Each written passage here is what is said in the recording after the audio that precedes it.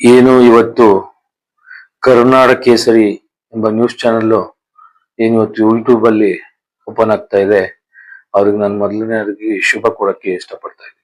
ಇವತ್ತು ನಮ್ಮ JDS ಪಕ್ಷದ ವತಿಯಿಂದ ಏನು ರಜತ ಮಹೋತ್ಸವ ಇದೆ, ಅದೇ ತರ ದೇವೇಗೌಡರು ಹುಟ್ಟುಹಬ್ಬದ ಪ್ರಯುಕ್ತ ಇದೇ ತಿಂಗಳ 15, 16, 17ನೇ ತಾರೀಕು ನಮ್ಮ ನೈಸ್ ಗ್ರೌಂಡಿನಲ್ಲಿ ರಾಜ್ಯ ಮಟ್ಟದ ಜನತಾದಳ ಪ್ರೀಮಿಯರ್ ಲೀಗ್ ಏನ್ ಕ್ರಿಕೆಟ್ ಟೂರ್ನಮೆಂಟ್ ಆಯೋಜನೆ ಮಾಡಲಾಗಿದೆ, ಅದಕ್ಕೆ ಶುಭ ಕೊಡ್ತಾ ಇದ್ದೀವಿ.